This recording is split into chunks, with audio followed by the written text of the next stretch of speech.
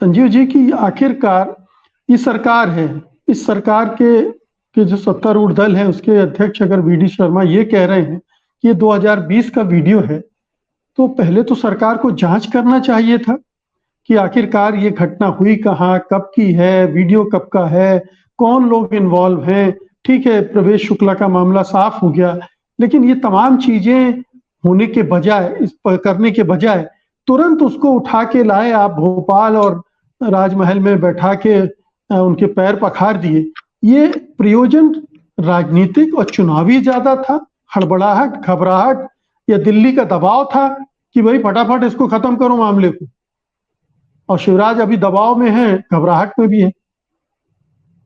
नहीं, बेशक मुकेश जी, ये पूरे का पूरा चुनावी स्टंट तो है ही। जैसा अभी भाई राकेश जी कह रहे थे कि अब जो ठीक है, आज कुसुम मैदेले साइड लाइन है या वो नहीं है विधायक, नहीं है मंत्री, उनके दल से ये बातें उन्होंने मुखर है, वो जब दल में होती थी, सत्ता में होती तब भी वो खुल के अपनी बातें रखा करती, बोला करती, बेबाक बातें किया करती थी, उसका खामियाजा उन्होंने कई बार भुगता है।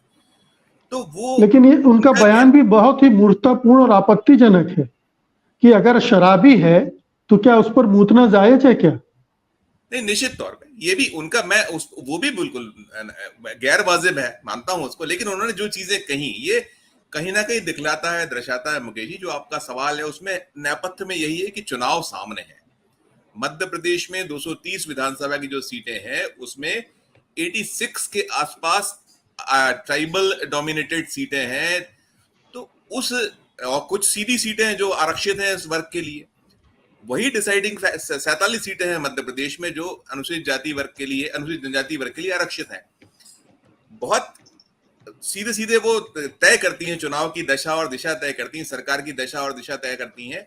और डिफीट हो रही थी, और इसमें जो आपने दिल्ली के दबाव की बात की मुकेश जी, तो दिल्ली लगातार कहीं ना कहीं, मैं पौने दो साल से देख रहा हूं, प्रधानमंत्री जी निरंतर मध्य प्रदेश के दौरे कर रहे हैं। यहाँ कहीं ना कहीं जो ट्राइबल वोट बैंक है उस पर डोरे डालने का प्रयास बीजेपी या सरकार की ओर से हो रहा है।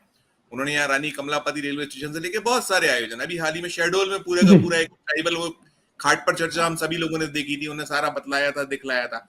ये सब संजय जी थोड़ा विषयांतर हो रहा है, लेकिन मैं ये जानना चाहता हूँ कि इस रहस्योद्घाटन से या इस विवाद से इस सब पर पानी फिर गया।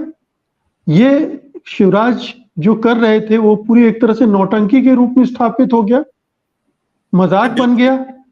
बिल्कुल बिल्कुल। इस वक्त मुकेश जी मजाक से ही स्थिति पैदा हो रही है। हर वर्ग या हर व्यक्ति यही कह रहा है कि ये करने की, एक कॉमन मैन जो आम आदमी, वो भी कहता है कि ये सब करने की आवश्यकता क्या थी, क्यों थी, और पहचान को उजागर करने को लेकर भी बार बार उन पर ब्लेम हो रहा है। सरकार अकेले इस पर तो है ही, उसको रहस्य पे से पर्दा तो उठाना ही उठाना है, क्योंकि दशमेश ने खुद ने कहा है कि मैं नहीं हूं।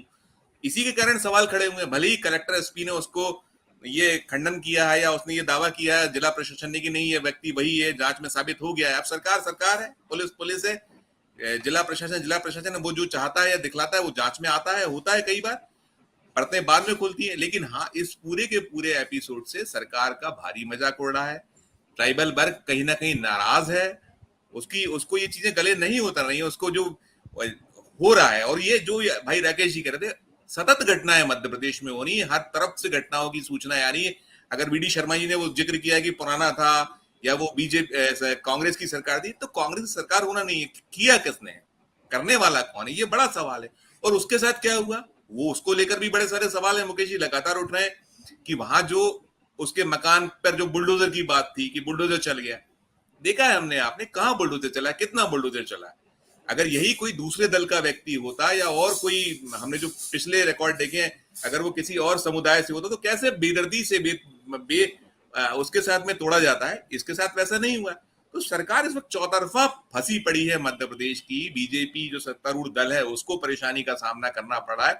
उसका जो गेम प्लान था ट्राइबल वोट्स को लेकर, उस पूरे के पूरे गेम प्लान पर इस एपिसोड से भारी पानी फिरा था। और इस एपिसोड के बाद जो कुछ हुआ, सरकार ने जितनी जल्दबाजी दिखाई, जितनी त्वरितता के साथ में उसने कोशिश की इसको रफा दफा करने, कहां का दबाव था, क्या था, वो तो बात की बातें हैं, लेकिन सरकार की ओर से बहुत जल्दबाजी हुई। हो सकता है कि थोड़ा रुकना चाहिए था, उसको तस्दीक करना चाहिए था। और जैसा राकेश भाई कह रहे थे, मैं भी इसी से सहमत हूं कि सरकार को उसके घर जाना था।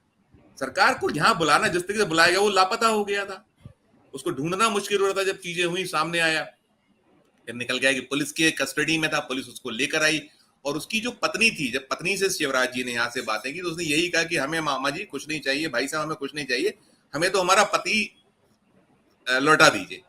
तो उसको ये दहशत थी कि इन सब की राजनीति की वजह से उसके पति को कोई नुकसान ना हो जाए। तो कुल जमा सरकार की इसमें भद्द पिटी है।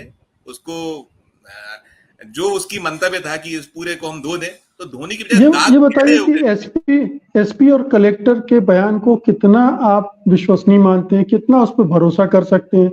आमतौर पर देखिए ये इस शासन प्रशासन में होता है, ऊपर से दबाव पड़ता है, पुलिस किसी एक को पकड़ती है, अपराधी घोषित करके उस पर मुकदमा कर देती है, किसी को गवाह बना, ये पुलिस का चरित्र है, देश भर में है, वो ये काम करती है। तो क्या ये दिल्ली और भोपाल से दबाव पड़ा हो और पुलिस और कलेक्टर और एसपी भिड़ गए हो कि भाई किसी को तो मुर्गा बनाना है, उन्होंने बकरा बनाना है, उन्होंने पकड़ा दशमत को, भेज दिया और सोचा कि अब मामला खत्म हो गया, लेकिन दशमत ही जब पलट गया तो दिक्कत खड़ी हो गई। मुकेश, आपने पुलिस की बात की, आपने भी रिपोर्ट किया, हम लोगों ने रिपोर्ट किया, ये मध्य प्रदेश भी पीछे नहीं है अन्य स्टेट्स जो ऐसा राज्यों में होता है पुलिस का बिहेवियर होता है। हम राम बाबू गढ़िया को यहाँ मार दिया गया था, एक उसके ऊपर प्रमोशन ले लिया गया था, बाद में वो राम बाबू गढ़िया जीवित निकले थे। तो कहीं कोई अब संशय तो संशय है, बहुत सारे सवाल खड़े हैं। और मैंने अभी इसके पहले भी अपने रिमार्क में कहा कि चाहे वो पुलिस हो, चाहे प्रशासन हो, शासन हो, उसके अपने जो दावे और करना है वो दावे करते हैं और अनेक बार ये गलत साबित होते हैं। बहुत सारे ऐसे उदाहरण है, मध्य प्रदेश में उसमें अछूता नहीं है। तो अब ये जब तक रहस्य पूरी से पर्दा नहीं उठता है, अब ये जो दशमत है, कौन दशमत है, असली दशमत कौन है, या तो ये है तो इसको पुलिस साफ करे, सरकार साफ करे, प्रशासन साफ करे। अभी तक हमने देखा नहीं है कि पिछले 2-3 दिन से जब से दशमत ने स्वयं ये कहा है कि मैं नहीं था, तो एक वो कलेक्टर या एसपी के ट्वीट्स या वहां का जो जनसंपर्क सीधी जो है उसके तरफ से होकर लगभग सब कुछ खत्म सा है। सरकार जैसे एग्रेसिव अंदाज में अपने आप को डिफेंड करती है या आती है बतलाती है, वैसा कुछ नहीं हुआ। तो इससे संशय, शंकाएं, कुशंकाएं और बढ़ गई हैं और कुल मिलाकर सरकार फिलहाल तो इस पूरे मुद्दे पर बुरी तरह फंसी हुई है। सत्य हिंदी का ऐप डाउनलोड करें गूगल प्ले स्टोर पर।